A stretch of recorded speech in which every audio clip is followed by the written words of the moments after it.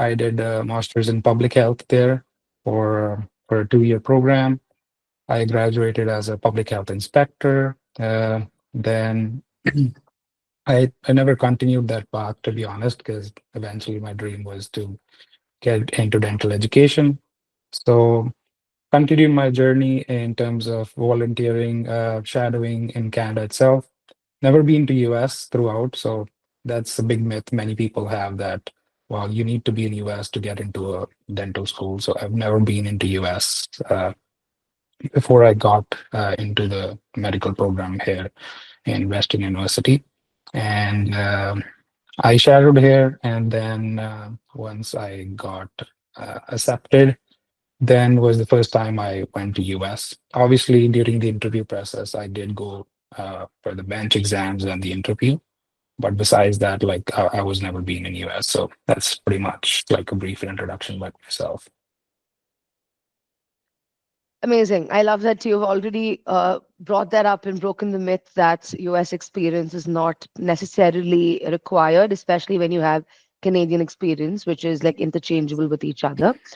Um, and one more thing is, who all here are applying the cycle? Just if you all can raise your virtual hands, if not your real ones. Okay.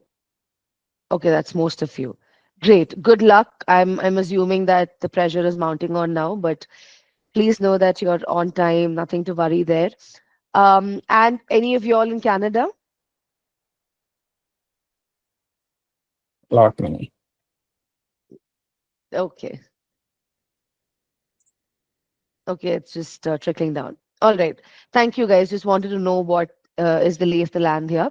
But Pulkit, before moving into other questions, I wanted to also ask you, mostly when people are trying to apply to the US from Canada, there's always this ambiguity whether they should apply there or here. I know some people who do both. Some people have started their application and then sort of drop it midway. What was it like for you? Did you apply in Canada, or do you know about the process? How does that work? So when I was trying to plan for like, should I go for the Canadian schools or should I go for the US? Most of my friends who have already done it, they just said like there's a lot of uncertainty, especially in Canadian system of getting into a medical dental school. Definitely, the reason being they just keep on changing it every cycle. Like one cycle, the exam pattern will be a certain way. The next pattern, like you have no idea what's going on. Whereas I feel like INBD is a very straightforward process, and there's a lot of information out there online as well, where you can just streamline, okay, these are the things I want to do, these are the things I do not want to do. So overall, my perspective is US schools is way more organized and uh, easy to grab an opportunity for compared to the Canadians ones, because uh, I never found anybody who told me that I had a great time going through the process with the Canadian systems. Honestly, I never applied to any of the Canadian schools because many of my friends already scared the hell out of me, saying that, well, that's not a cup of tea for everybody, and it's a big luck game as well, especially in Canadian schools. Just to give an exam, like it should not be that hard to give an exam in Canada, but it is because it's unorganized. So I think at the end of the day, what you choose is your cup of tea, but I never thought that would be something I want to do. So I just pursued just one pathway, which was INBD, going through the US. I love how you said that people scared the hell out of you and you didn't try to apply. But you're right. There is that fear about. I mean, there's a fear about US as well, but not as much as Canada. I can also see that people are very skeptical to dive in and then invest their resources. All right. And another thing that you have in your in your profile, I remember, was your you mentioned your public health bachelor's. Mhm. What did you do? Can you repeat the degree name So I did in postbaccalaureate Canada? in public health. That is a Okay. 2-year program. So I got some credits from the school itself because I was a dentist back home. Yes. So that's like I was waived off like 5 to 6, 7 courses. It was like 24, 25 courses which I had to do to get through that program. Um But I feel like the programs which you do in Canada, anybody who is applying for this school and thinks that it's way hard, many people will try to scare you once you get into the school. It's really hard. I feel like if you have done any kind of education, masters in US or Canada, the IDP programs are pretty much the similar way. Uh, and I feel we worked hard enough already, so there is nothing to be scared about. That's nice. And how did you?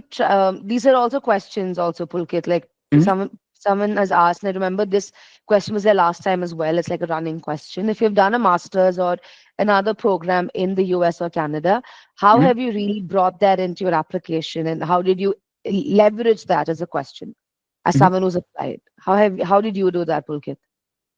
Oh, no, that's a great question. And that is one of the biggest questions you are going to be asked while you're giving the interview as well. Because the first thing they're going to always ask you, like, you did BDS in India, then you chose a master's, and then you want to apply for the IDP. So, like, how are you going to relate that information?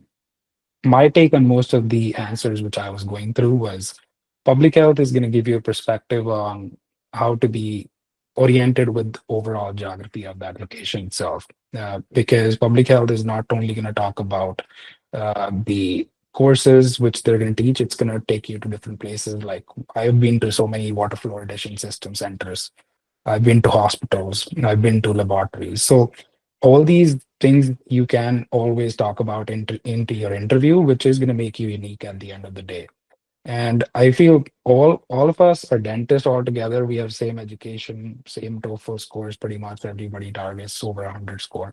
So it's something you'd have to find in yourself, which is unique about you, so that after the interview is done or after they review your application in the initial stages, they should remember you by your experience. So I feel like you're just not telling them about, okay, I did masters in public health. You also want to mention about, okay, if you were in the dean's list, I was in the dean's list. So you mentioned about that.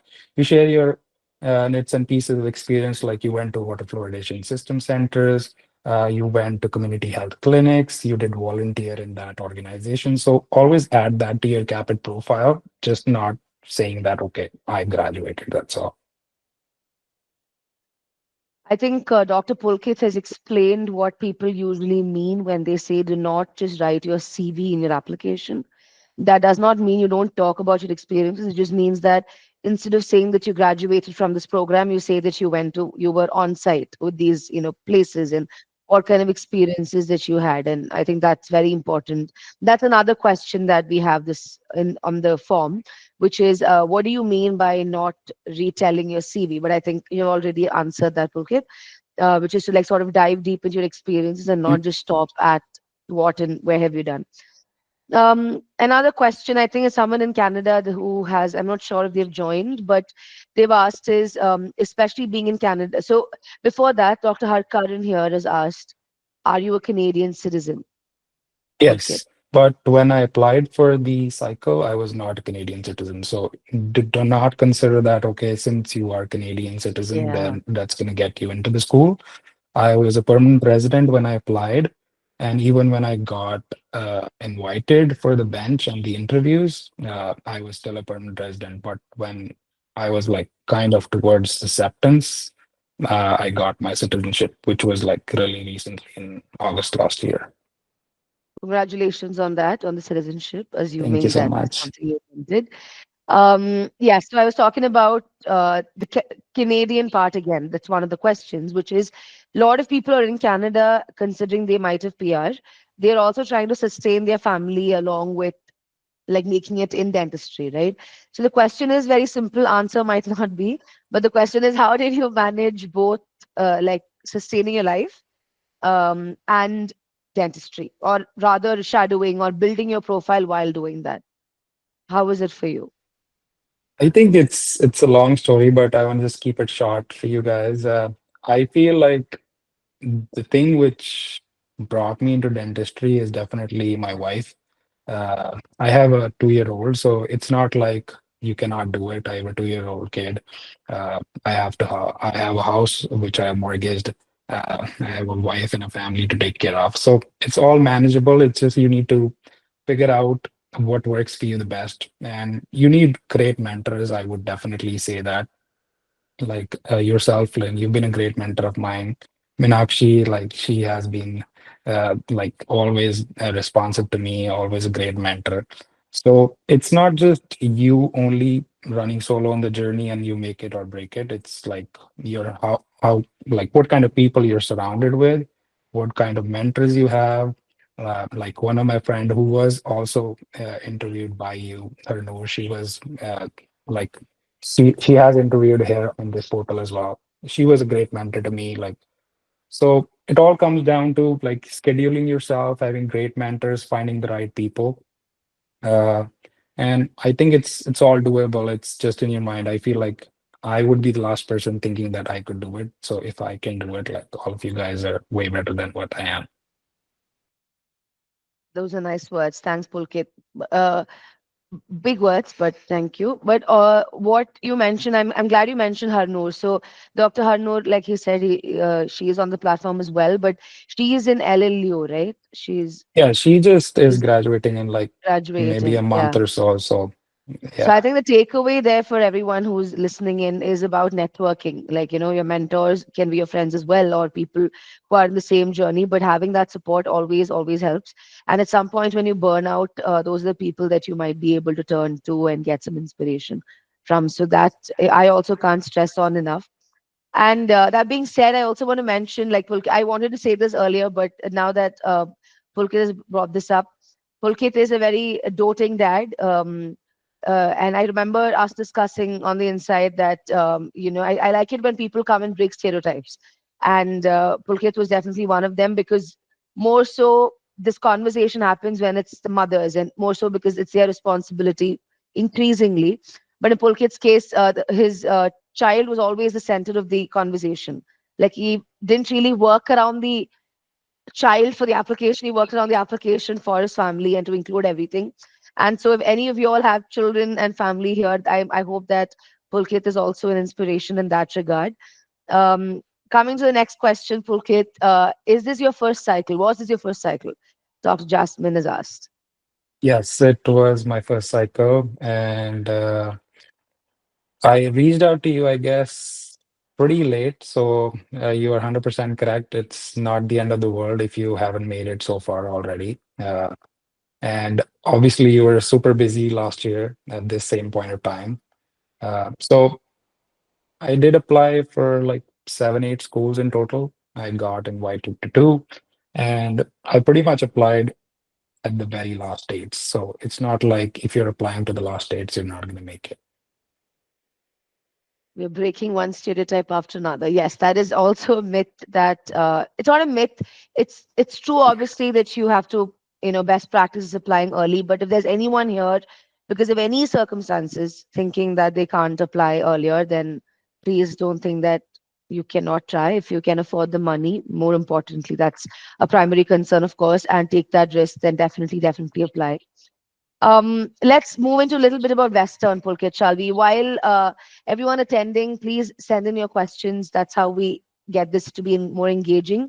But Pulkit, a little bit about Western and what is you started, right? You would have, Yeah, it's almost more than a yeah. month now I've started. So I'm on my spring break, so I'm flying tomorrow back for another round of Exciting. heavy learning. What was the first one? Like, if you can tell all of them, what has it been to be an insider and finally live the dream to school life at Western? What would be your 2 cents? I feel the first thing I want to definitely talk about is before we get into the school, we all think these all like all the people who are in the school are superhumans, but they're actual humans. So they're very friendly, they're super nice. Every person I've interacted in Western is like coming at your level, talking to you as a friend. It's been a great experience so far in that 1 month course. Obviously, you need to educate yourself. You need to learn at an accelerated pace for sure.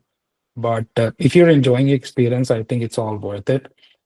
Talking about Western University, I've seen the best part about Western University, which many people who are applying do not even know about, is Western doesn't have specialty, which is the best perk about being at Western because When you don't have specialties, then there's no quotas to be left for the endodontist or an oral surgeon to be given away. So let's say you have a patient that is being assigned to you.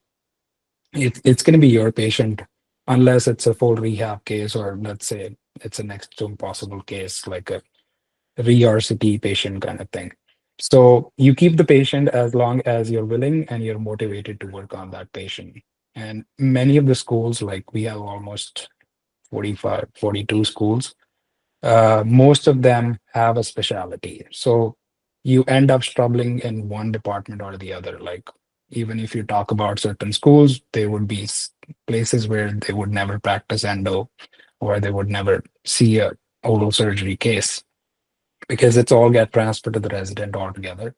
And that's been the biggest takeaway which I got in my 1 month uh, interacting with the seniors, that you get full mouth rehab cases. Like you get to restore implants, you get to do a lot of endo. Like me as a 1 month into the school, like I know more endo than what I would have learned in 5 years in my dental school back home.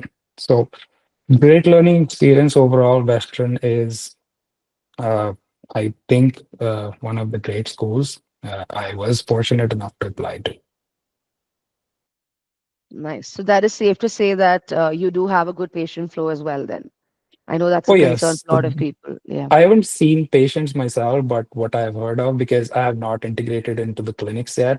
Usually you get integrated to the clinics once you pass the boot camp. So we call it boot camp. So initial 4, 5 months varies from school to school. Some school take it up to 6 months, or school only do it in 11 weeks. So it all comes down to which school you're on, what kind of boot camp program they have.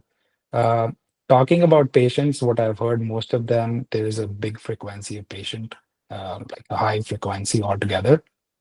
And I would experience that once I'm in school. So I can just go based on my seniors, what they're telling me as of now. Mm, uh, something came to my mind. Yeah, integration, right? Like so that that happens. When did you say it? What period of time in the So third my school starts in February, February? and Okay. then and around May, mid-May, we're going to Okay. be graduating. So we're still in second year if you like make it Okay. simple for yourself. So Got we're it. still in second year. Once we pass through the boot camp, which is going to be ending in May, then you get a break, then you get integrated with the D3s. So then it's just like you go with their flow. It's not fast paced anymore. You just do what they do kind of thing. Understood. Okay. And what is your class size, Pulkit, at Oh, Western? that's another great part. That's a great question you asked. Like many schools, which I've heard have big class sizes, which is another big disadvantage for many of the IDPs, because the ratio of staff accommodating you is like way higher. Like let's say if you are in a school like NYU, they have a batch of 3 or 400, I think, and then they take another like 40 IDPs. So there's like plus 400 people in a class, and you're like just a lost name there. But in my school, I feel like we are 20 people, 20 IDPs, and then there's a school size of only 60 to 70, I think. So it's still less than 100 people, and there's a lot of staff which keeps an eye on you. So you get a lot of attention for sure. That ratio does sound more promising than schools with like Definitely. more people for sure. Yes.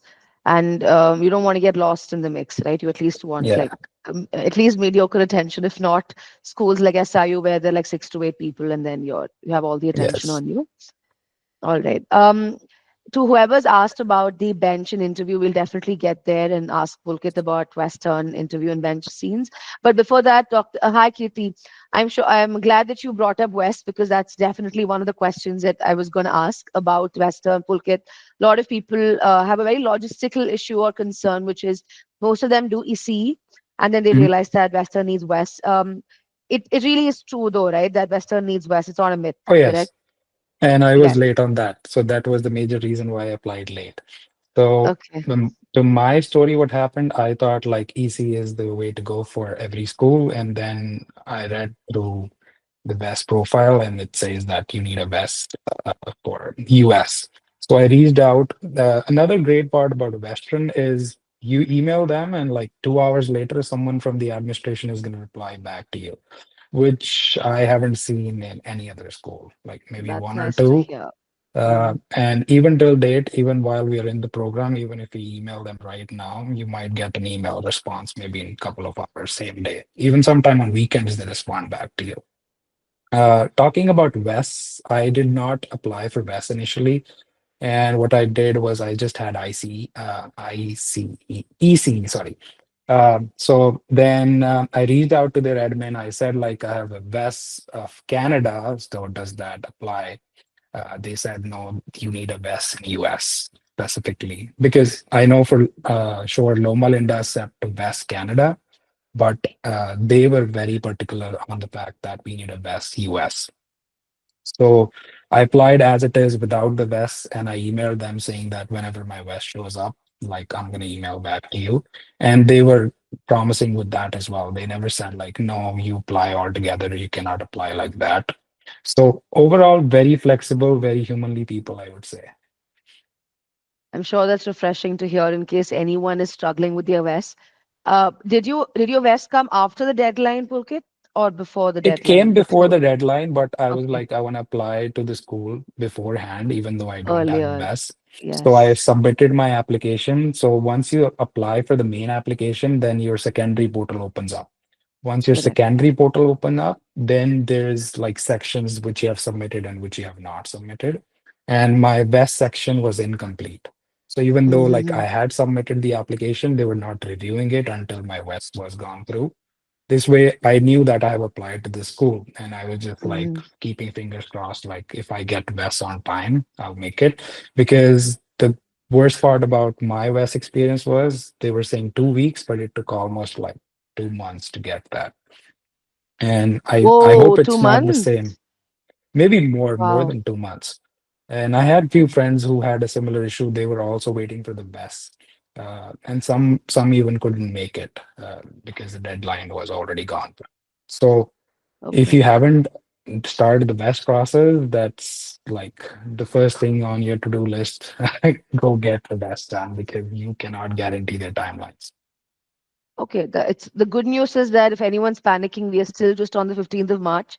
So please don't Yes. panic. There's a lot of time left and just get on that quickly. Don't procrastinate and apply. But I think that combined with hearing that school is very prompt in response is a good sign because, sometimes when things go downhill, it's good to know Mhm. that they would respond and you'll have them to communicate with. Yes. That's definitely. Dr. Neha says, I had a bad experience with West during my MPH and they never gave me evaluation and no refund. Oh, that's horrible. Yeah, Uh, Wes, like yeah. their customer service is the worst, but I honestly have worked in customer service myself, and I know limitations of being working in customer service that uh, sometimes there's nothing they can do. Like it's the back end team who's never taking calls, who never get to hear any bad words from the people. They take their own sweet time and they want to do at their own pace. So you cannot complain. I just say anytime you call best, just be nice to them. That's what I always do because being a bad mouth is not going to take you anywhere and might end up getting you disconnected from the call for sure. Yeah. Might not help your case in situations where Yes. they have more power for sure than you. Yes. Uh, the Neha, I hope you won't have this experience again for Western in case you're applying. And like Pulkit said, if anyone's wondering, Western is the only school that asks for West. Except for that, LLU, if you have West, then you just have to submit the evaluation. If you only have ECE, then LLU asks you to send original transcripts from the school, from your BDS school directly to LLU, which makes it a bit cumbersome. So if you have West, then two birds, one stone, or a And more humane analogy. Yeah. just to Yes. add on to that, LLU is very much okay with the fact that if you cannot mail them the transcript, you email them, they're okay with that as well. Mm, Because I know a friend who was struggling to true. get that, and they just sent that email directly, and LLU took that as well. So that's another Yes. route. I think especially last year, a lot of people did email rather than mail, which is always a Yes. problem and hassle. Yes. All right. So that's about West, very technical but important part for Western. And coming to prerequisites, Pulkit, there are questions about TOEFL. So I know that Western's TOEFL requirement isn't as high, right? It's 80, I something honestly around there. never looked at any specific requirements. All my mentors told me is like, you need to get more than 100. So I just planned on, Correct. okay, I need to Yes. get more than 100. So I never looked at any school with specific requirements. I just was targeting that, okay, I'm working on my TOEFL, I need to get 100, please, especially for applicants from Indian origin, I would say, because they feel it's very competitive amongst the Indian applicants. And most of the schools say that openly that if we have like 1,000 applicant, almost 600 or 550 applicants are just from India itself. So it becomes very competitive for Indian applicants for sure in terms of getting a higher score altogether. Yes, that also comes in for GPA as well, because GPA is also considered to be competitive based on your where you come from because of the difference in that as well. So you had 100 plus, so which means you were safeguarded from everything, all the schools. We can choose Yes. any, but to go into Dr. Robert's question, right, is whether has anyone been accepted to Western U who has TOEFL under 100? So in your demographic of class, like, do you know Mhm. whether people have a lower score than 100? So honestly, I haven't asked them that specific question, like what was your TOEFL score?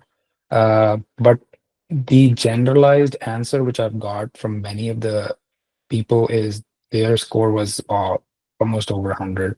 And even for foreign other nationality, let's say some people from Russia, some from Armenia, Taiwan, uh, like Nigeria, they have a good command in English when like I've interacted with most of them, and I feel like they would be somewhere around that point, but they never say it's very competitive for us, especially specifically about TOEFL. Okay, and I think so, Dr. Margi, that answers your question about whether 99 is competitive. But I just want to add on to what Pulkit said, because Pulkit, that makes sense. After you get into school, you don't probably Yeah. talk about people, because then it becomes a little irrelevant. You talk about other things. But just to answer for everyone, Robert and Margi. So yes, if you have 100 plus, it's competitive, no doubt, for all schools. But what we have increasingly seen is if you cross the mandatory requirement of the school, then it is definitely okay to apply. um if they're asking for, I think, to Western asks for an 80 somewhere there, they don't have a high expectation. So let's if you have an 80 or an 85, which is generally considered to be not as competitive, but you can still apply to Western because their mandatory requirement is only this much. It's definitely worth it to apply. And mostly when people say that your score should be competitive in 100 plus, like Pulkit said, what they mean usually is once you have 100 plus, then you don't have to look at anything else. So, like, you can apply to any school. That requirement doesn't restrict you to any schools.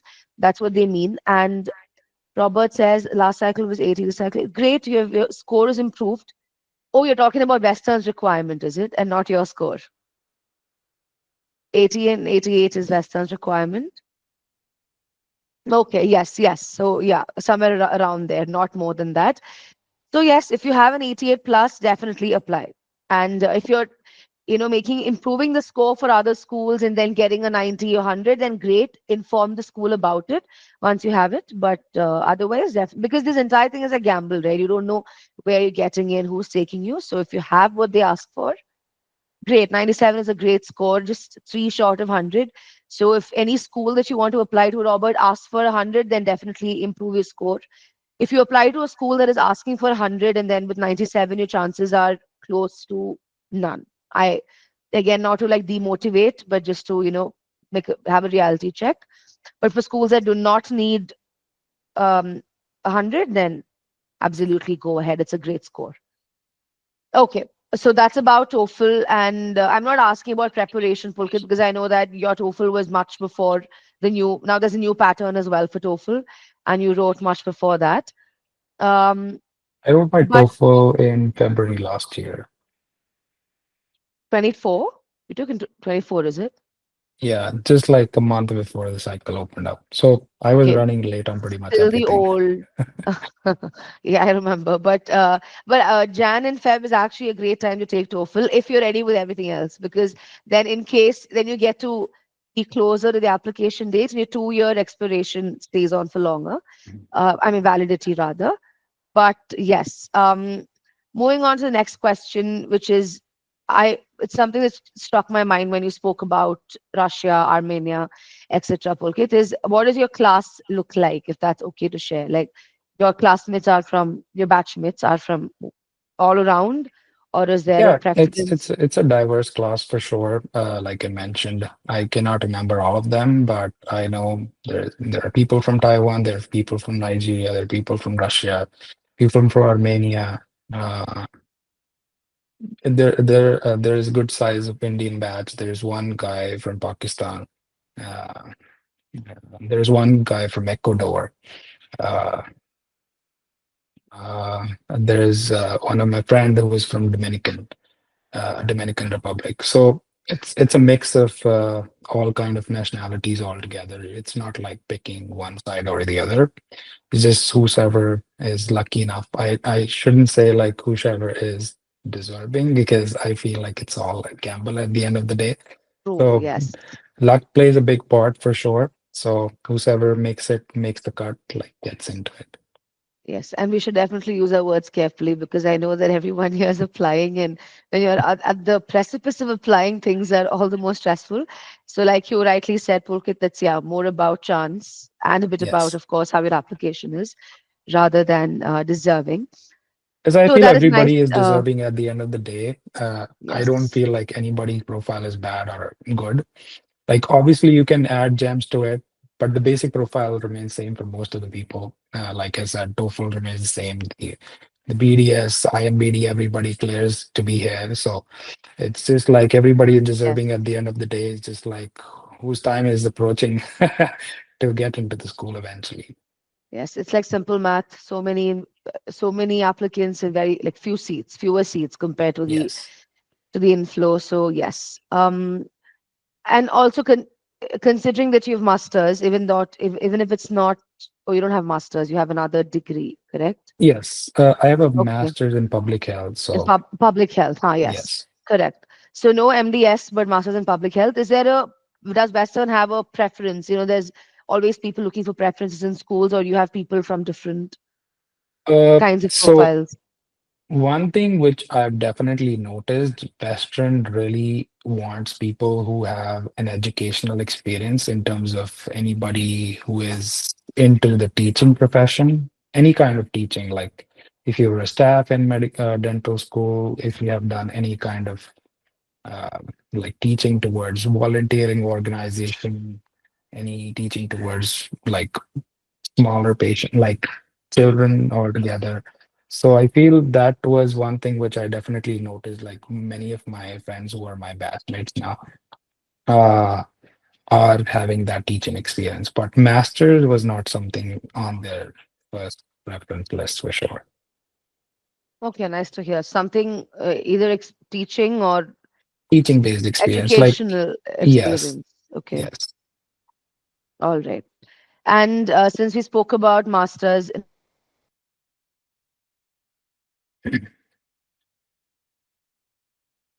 yes, she got disconnected somehow. Sorry, Lynn, she'll be back in a minute. Mhm, Yeah. So we're speaking about masters. Pulkit Meenakshi here. Hi. mhm. Yeah, yeah, I So got you. we were on the topic of class demographics and all that, right? MS, thank you. Okay. Yes, I sort of showed myself out, but thanks. Okay, so yes, MPH. We're on the topic. I've lost the questions now because I dropped out of the call, but I remember someone had a question about MPH. MS, can you read the question out? I can't see it. Yeah, Mm, just a You minute. can unmute and speak if that's okay. MPH, is it? Yes. Something about MPH. I think about profile. Thank you. I think it's Dr. Kripa. I was wondering, she is currently in NPH. So apart from shadowing and volunteering, how can she build this application this cycle? And probably next cycle is when she's planning on applying.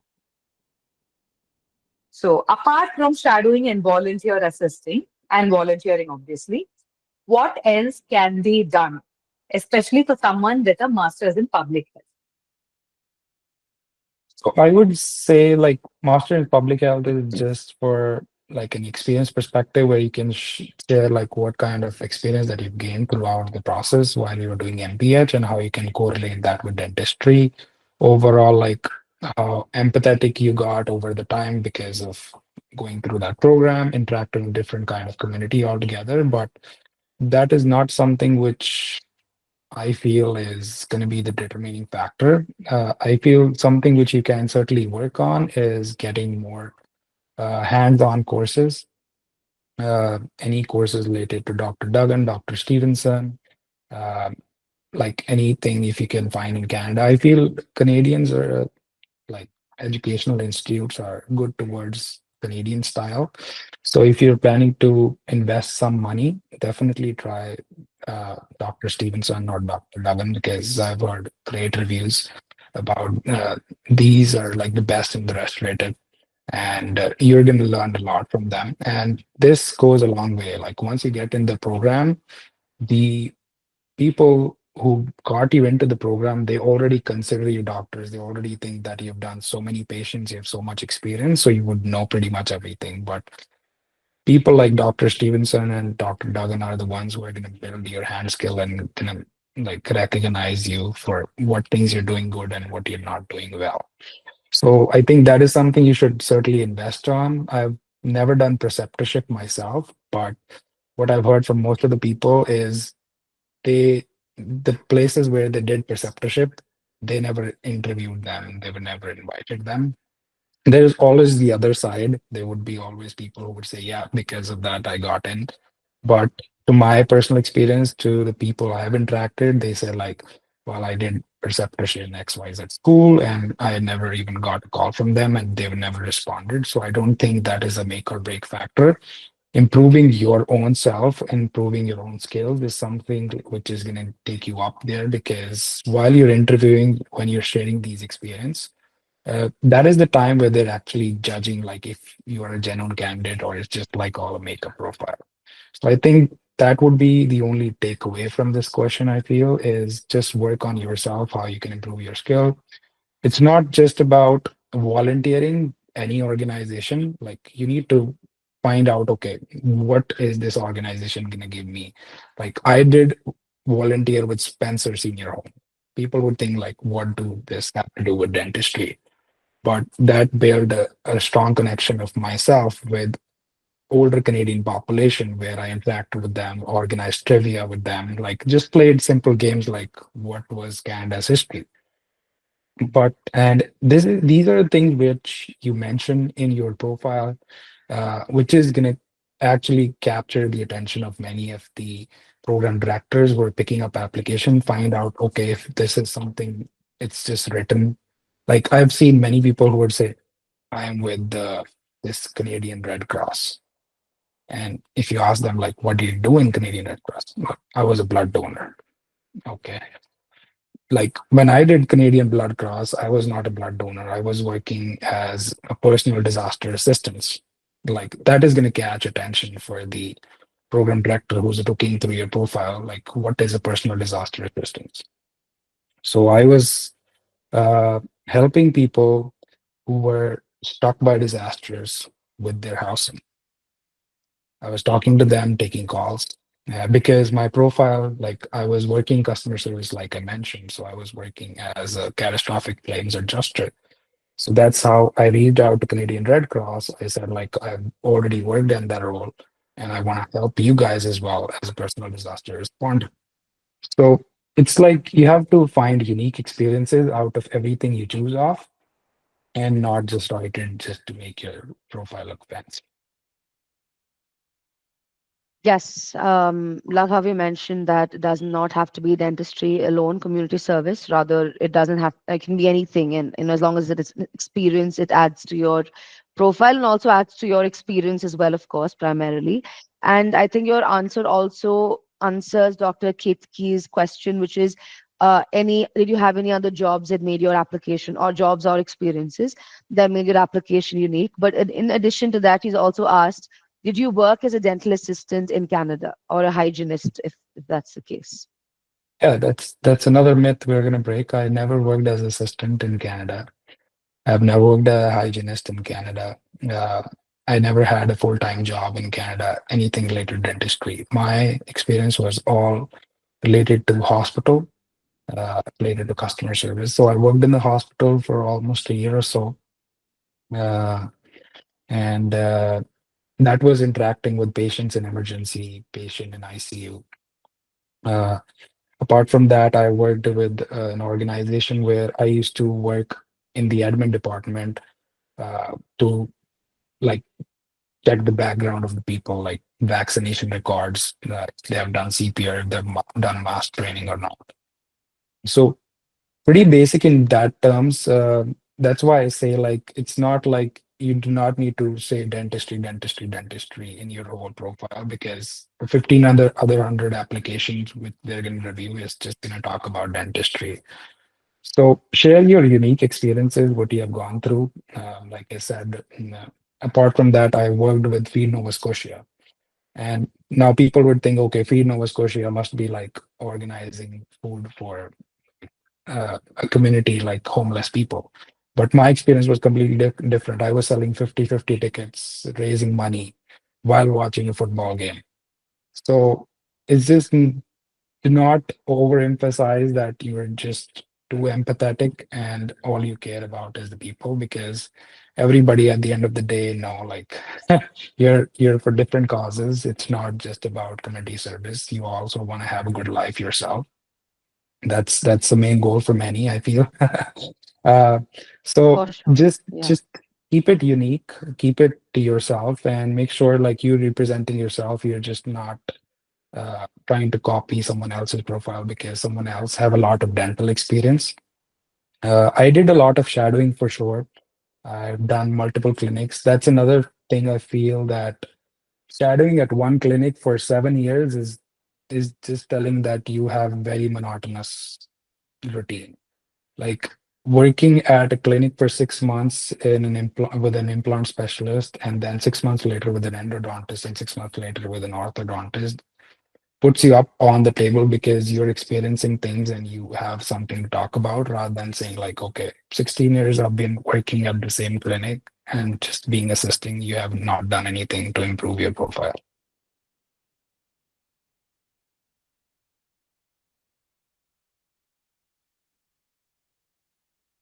That's right. Yes. Um, and coming to since you're talking about the application also, Pulkit, there are questions about how did you link your MPH with dentistry in the personal statement, if that's okay with you to share. How did you trickle that down?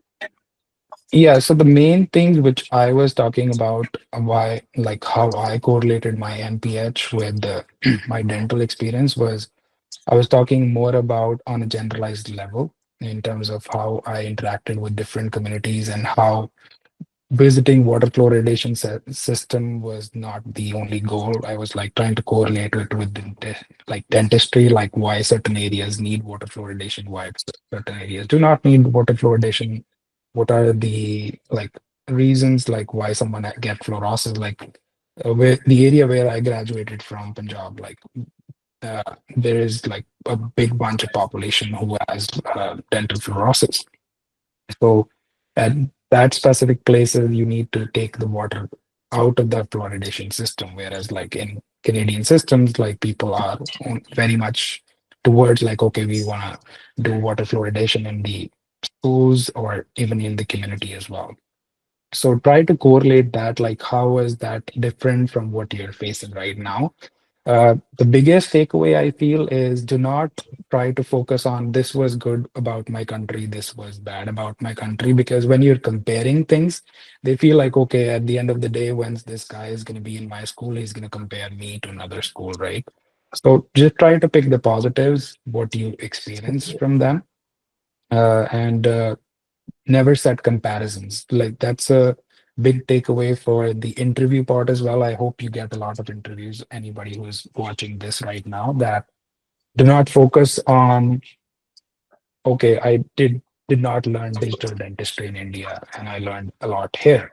You can always say like, okay, I was when I graduated, there was not much digital dentistry, but now it's there.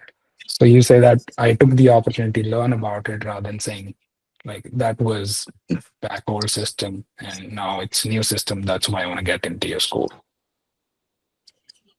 Makes Because sense. I know many of the people are going to answer that question when you're going to get the supplemental answers.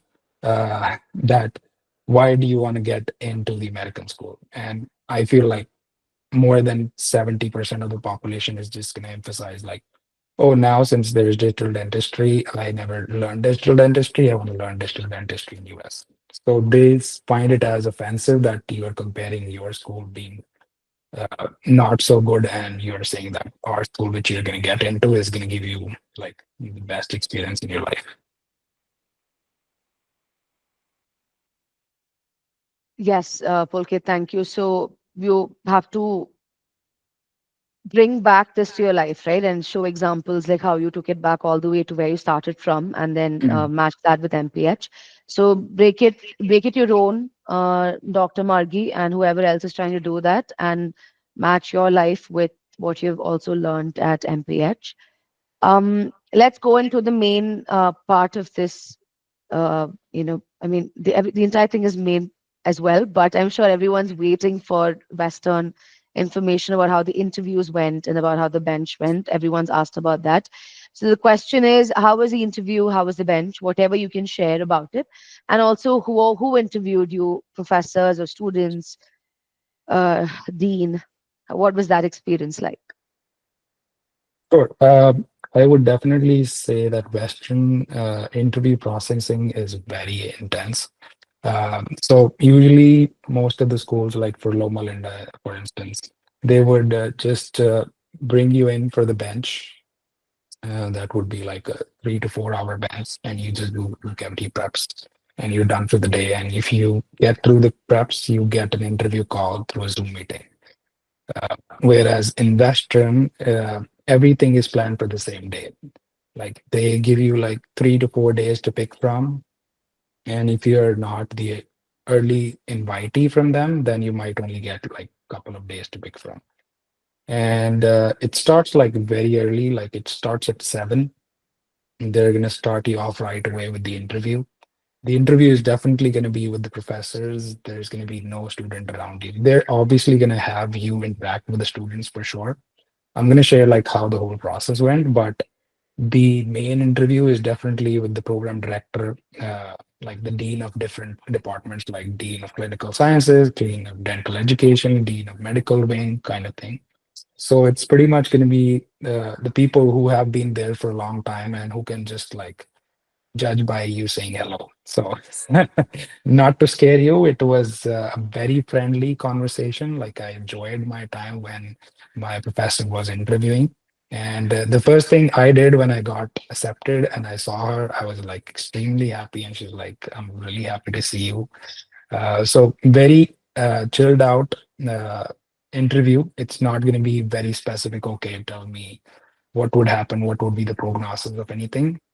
That is the next part. The next part is the intense part. So once you're done with the interview, that's a 30-minute interview. You go back in the big lecture hall.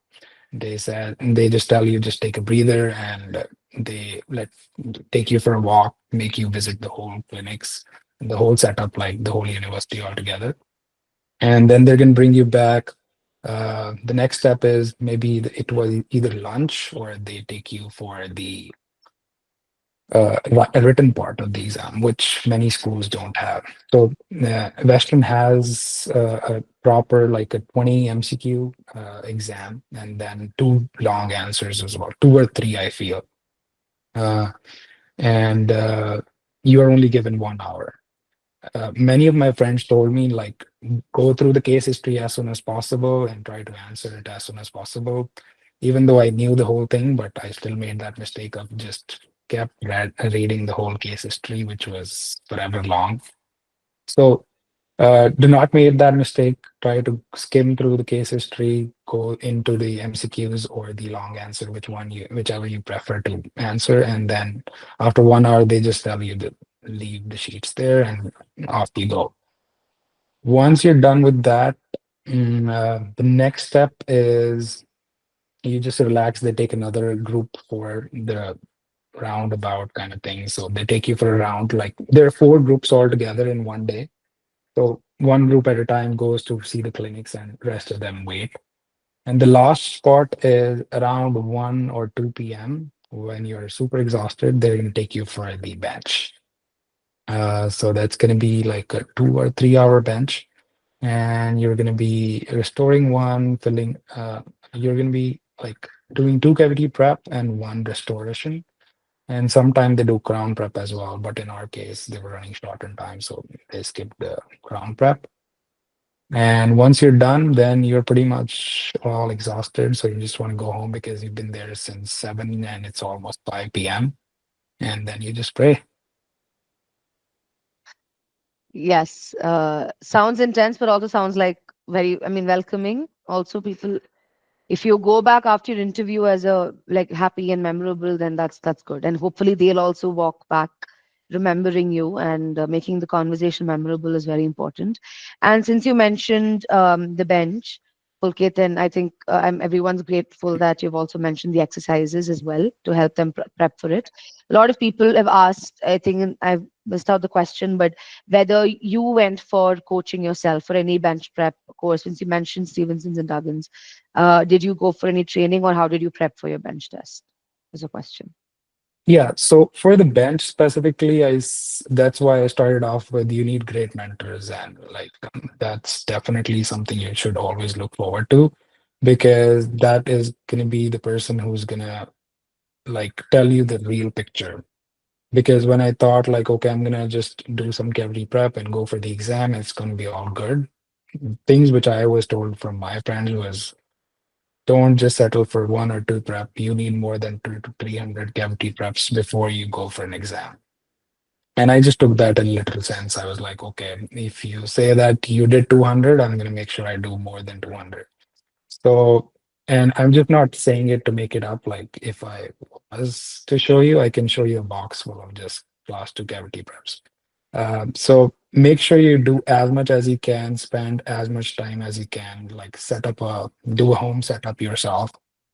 Uh, and invest in good quality equipments. I did that mistake as well. I ordered just like some bad stuff online because I thought it was cheap, and I ended up like waiting another month to get the actual original stuff, which you are going to get in the bench exam. So do not make that mistake. Order in the first instance, whichever is actually the standard, because the dimensions are going to completely change for the cavity preps for you if you're not having that equipment which you need for the exam. Talking about the preparation, I took a lot of mentorship from my friends who were in school, so they exactly knew they were going through the same process, the same dimension. I used to share pictures with them. They used to review, and you just have to be honest about it. You do not want to just send them the best picture. You need to show them, okay, this is what you started off. This was the worst thing you did this morning, and this was the best thing you came out with. So just be honest so that they can give you honest reviews. Uh, Courses, like I mentioned, Dr. Duggan. I never went to Dr. Duggan. I did Dr. Stevenson. Usually people go for a like a long course, which is 7 days, 14 days, 17 days, a month. He has 1 month as well. If you're willing to invest that much amount of money, which definitely I never had. So I never applied for that. I just went for the cheapest possible one, which is I guess 2 or 3 days. And I guess that was a game changer as well, because when I was done with 200, 250 preps, I thought like, okay, I know what I'm doing. But when I met him and I showed him my prep, he's like, you're still 3 on 10, like, oh, sorry, 3 on 5 kind of thing. And he was like, Loma Linda has the hardest bench. So if you want to make the Loma Linda, you need to be 5 on 5. Uh, so that 3 day definitely changed a lot for me, and I was able to get through Loma Linda bench, which he himself said, like, I've been in the restorative thing for the last 40 years, and Loma Linda's bench is the hardest bench you can get through because they want ideal preps. They don't want ugly passes. Uh, so I feel you have to do a lot of practice, class two, class threes, ground preparations. Start as early as possible while you're applying for the school. Start working on it. Don't wait thinking, okay, when I'm going to get an interview in July, then is the time I'm going to plan, because then it would be not enough time for you to get through. Yeah, definitely don't wait till the end to start prep, especially for bench. It's a longer process, no? It's more about perfecting and all of that. And you've mentioned the courses, Pulkit. Along with that, there's another question Dr. Dhruvi has asked, which is, can you tell us what all equipments to buy for bench test prep if you have like a home bench unit? Yeah, so the very basic things you should always go for is go for the compressor, go for the air-driven handpiece, because that is the biggest mistake I made. I thought like, okay, I'm gonna go for the electric handpiece, and then I realized that electric handpiece is just like on and off. You have no control on your foot pedal, which you're gonna get in the exam. So go for the air-driven, go for the compressor, get the whole kit for that. That's the very basic. Then go for the cheapest iPhone. Don't go for fancy stuff. Like many people are gonna say, okay, buy Acadenta, which is gonna be costing you almost 400 US dollars. And even the teeth per teeth is almost $2-3. So if you multiply with that 200, so you're just gonna be bankrupt by that time. For the equipments, instruments, I would say basic mouth mirror, explorer, probe. You need to have good hatchets. Don't buy bad hatchets. Try to go for the original hatchets. That is one of the biggest thing I regret, that I initially bought. Like not a good quality hatchet, not a good quality GMT laser whistle. So very basic things. Get good quality burrs. Don't buy burrs from eBay. You're gonna find it very fancy. You're gonna get 30 burrs and $5, $10, but the dimensions are completely off. Like you need ideal preparations, and ideal preparations don't come with fake burrs. So get the original burrs, original teeth, so you know exactly what's going to come in the exam, and it's no surprise to you. That's very helpful, Pulkit. A lot of people do, you're right, end up buying equipment, I mean, materials or equipments twice because of this. So you all don't make the mistake because you're still early in and save yourself some money. Um, there's a question about something very intense, I think, which is something that comes later but very important: loans. So Dr. Puneet has asked, can you tell something about loans? And Puneet is also in Canada, is also Canadian. How hard was the process for you, and how did you go about it? I guess that's another very hard process you're going to go through.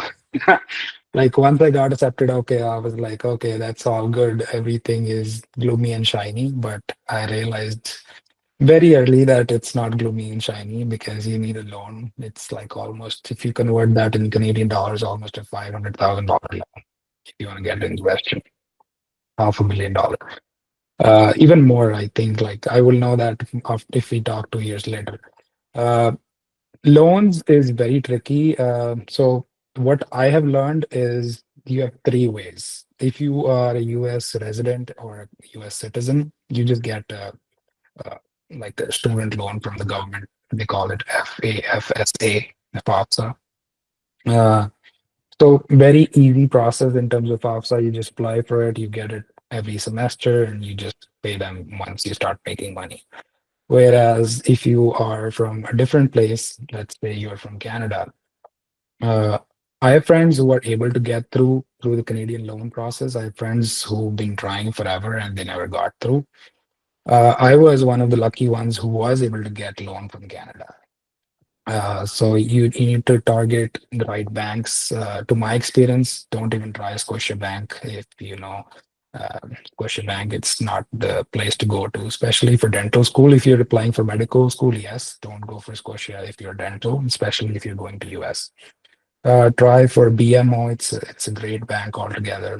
Try for RBC. It's a great bank in Canada. So these are the two positive banks which I've had good experience. I have friends who have applied through TD Bank as well. They were able to get through TD as well. Uh, Anybody who is not Canadian and is just like from like coming to US on a visitor, you have two options. One is you apply for a private loan and you have a co-signer. And then the other way is you have no co-signer, which many people are not aware of. You can still apply for a loan without a co-signer just by yourself if your school is tying up with that bank. So, for instance, Western, what I have found is do not have tie-ups with banks which have no co-signer requirement. Let's say Prodigy and Empower. They are the two banks which give you loan without a co-signer, and they do not entertain my school, but they entertain some other schools. Let's say if you got in NYU, you might be able to get a loan directly without a cosigner, without any hassle through Empower or Prodigy. But certain schools are still new, like Western is still new compared to NYU. NYU is like a program which has been running for the last maybe 50 years or more. Same for LLU. They've been running this course more than 30, 40 years IDP. Like Western just started IDP in 2019, which is like hardly 6 years. So it you need to be in that bank's books to get the loan. So it completely depends on situation to situation, but it's definitely something which you need to think about once you get accepted.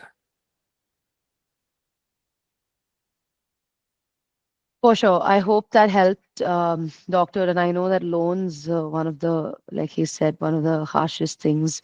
I mean, we think the application is the harshest bit, but it also doesn't end there, as if life isn't hard already. But this is the last one puzzle, and it wouldn't be a bad thing to think about it before you apply. I mean, not finalize everything, but it just at least be aware of your situation, because I I've also come across a couple of people. It's very rare, but it happens that once they get everything or the acceptance, they might not be able to go because loans don't get sanctioned, Yes. which is extremely heartbreaking. But so just being aware and even speaking to these or providers like Empower and Prodigy, for example.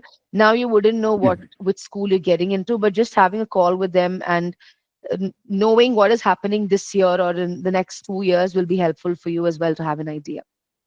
Yeah, back in the days, Um, I would say Discovery was a great bank altogether to get the loans because I've heard from many mm, of my senior friends that there was Discovery and it was like God for everybody to get through. mm, But Discovery realized that they do not want to sponsor IDPs anymore. So mm, mm, Discovery has mm. completely backed out. So your go-to, if you have a co-signer now, is two banks. One is Citizen, and the other one I cannot think of its name, but I'll put that in the chat or somewhere because one of my friend got through and they got a better rate of interest as well from there. But I think Citizen Mm, mm, is mm. really good. They assign you an advisor right away. They have this person who's going to look after you throughout the process. So if you get through, I hope you all do. And if you have a co-signer, like first thing I would do is reach out to Citizen. Awesome. Thank you, Pulkit. I think we'll take one more question and then wrap up, or maybe last two questions. So there's this question about okay, timeline. When did you receive a call for the interview after the final application deadline? I'm just trying to understand the deadline. So I feel I don't remember the exact dates to be honest, but I definitely got after the deadline. It was not before the deadline. Some schools like Boston, I know for sure. Like they keep their whole cycle open for 10 months and they start True. interviewing people, someone in March and someone in July and someone in October. Yes. Western and Loma Linda, where I got the invites from, they were very organized. They were like taking all the applications and responding to everybody they could. And then once they made a decision, they started sending out invites.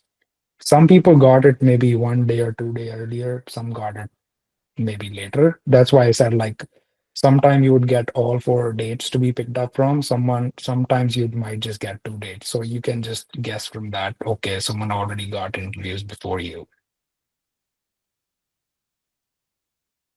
Okay. Thank you, Pulkit. And there's this one question about the letters. That will be the last question we take up for the night. The question is, do you remember? So, when we ask you the question, Pulkit, it's about your recommenders. Whether you remember who your recommenders were, and specifically the question comes because Dr. Falguni asks, some Mhm. schools require two letters from faculties. Is it Mhm. okay to apply with two U.S. dentists letter and one dean? Is the question. So, if you can answer that in relation to your application. Yes. So first thing I definitely want to mention, which many of the social medias or online portals are never going to tell you, is the first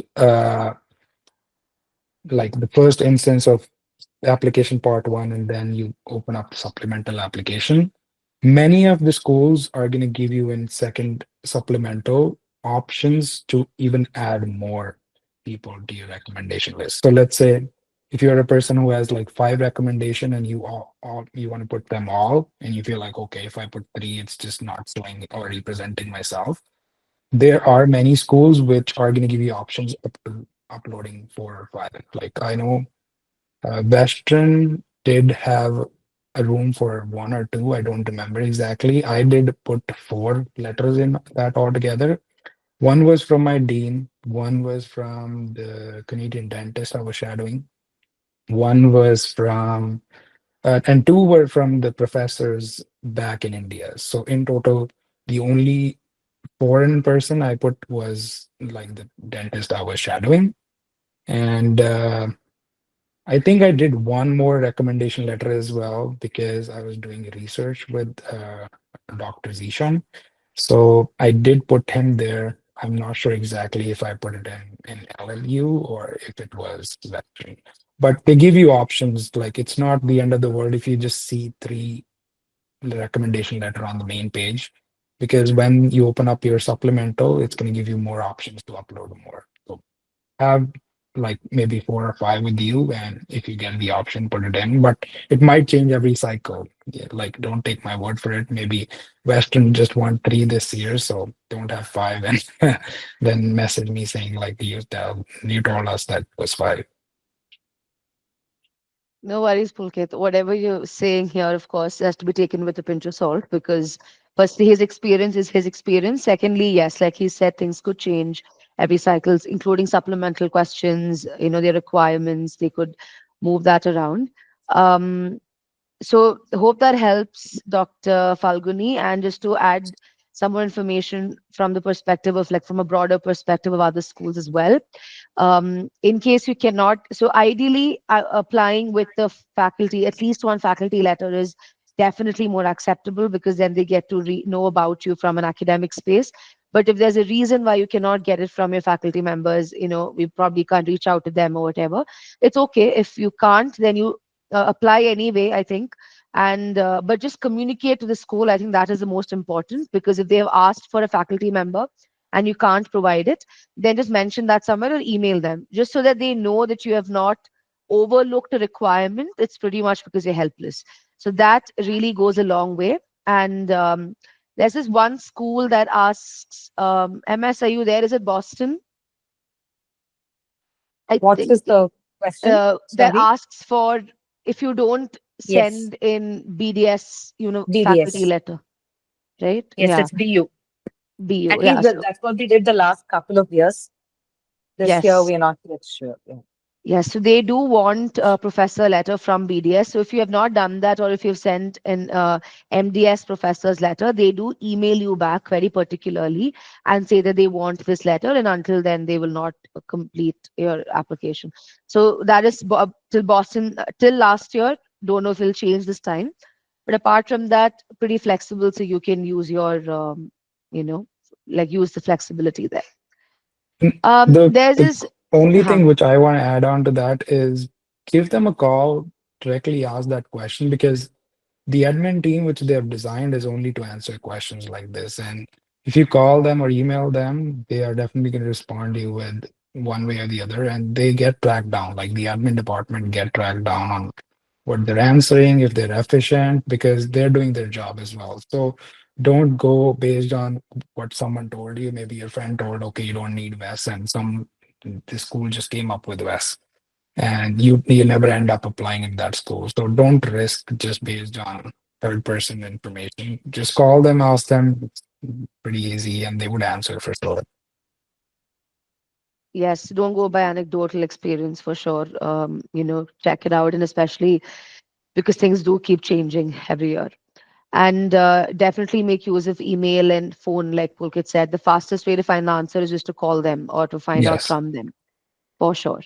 There was this one question which I think Pulkit might not be able to respond to because it's about finding shadowing opportunities in the US.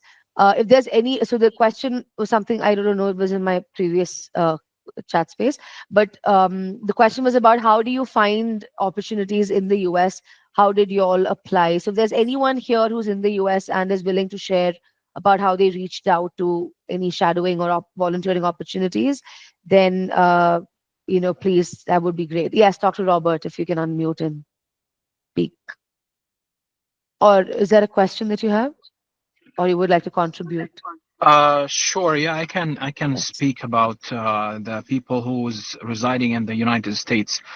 I've been here for more than 12 years, so it's a little bit challenging, but I'm sure I just to keep it short. Um, Basically, if the first thing that a lot of dentists from out of the state trying to get into the dental field to get in contact with a lot of dentists around there. For me, it was a little bit challenging. It was just a matter of contacting different dental offices. So basically, 12 years ago, I counted on the yellow pages just to find dental offices around here. I barely had like the GPS or the internet phone. Anyway, things got changed a lot better.